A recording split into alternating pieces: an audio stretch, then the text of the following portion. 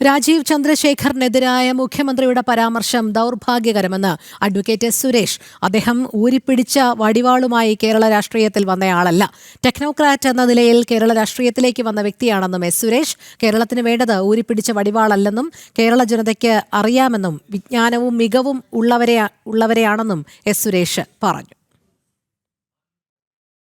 ഇന്നലെയും മെനിഞ്ഞാന്നുമായി ശ്രീ രാജീവ് ചന്ദ്രശേഖർ ഈ അഴിമതി ആരോപണങ്ങൾ ഉന്നയിച്ച സമയത്ത് ഇന്നലെ മുഖ്യമന്ത്രി അദ്ദേഹത്തെ ശ്രീ രാജീവ് ചന്ദ്രശേഖറിനെ എതിരായിട്ടുള്ള ഒരു പത്രസമ്മേളനം നടത്തുകയുണ്ടായി. ആ പത്രസമ്മേളനത്തിൽ അദ്ദേഹം ഇവിടെ പുറപ്പെടുവിച്ച ഒരു അഴിമതി ആരോപണത്തെ സംബന്ധിച്ചും അദ്ദേഹത്തിനൊന്നും പറയാനുണ്ടായിരുന്നില്ല. ഇവിടെ മാലിന്യം മുതൽ ദൈവത്തിൻ്റെ സ്വത്ത് വരെ കൊള്ളയടിക്കുന്ന അദ്ദേഹം നേതൃത്വം നൽകുന്ന CPM-ന്റെ ഭരണകൂടത്തെക്കുറിച്ചോ CPM-നെ കുറിച്ചോ ഒന്നും പറയാനില്ലാത്ത മുഖ്യമന്ത്രി രാജീവ് ചന്ദ്രശേഖറിനെതിരെ വ്യക്തിപരമായിട്ടുള്ള ആക്രമണം നടത്താനാണ് ശ്രമിച്ചത്. അത് ദൗർഭാഗ്യകരമാണ്. രാജീവ് ചന്ദ്രശേഖർ ഊരിപ്പിടിച്ച വാളുമായിട്ട് കേരള രാഷ്ട്രീയത്തിലേക്ക് വന്ന വ്യക്തിയല്ല. രാജീവ് ചന്ദ്രശേഖർ വിജ്ഞാനത്തിൻ്റെയും മികവിൻ്റെയും പ്രതീകമായിട്ടുള്ള ടെക്നോക്രാറ്റ് എന്ന നിലയിൽ കേരള രാഷ്ട്രീയത്തിലേക്ക് വന്ന വ്യക്തിയാണ്. ഇന്നിൻ്റെ കേരളത്തിനും നാളെയുടെ കേരളത്തിനും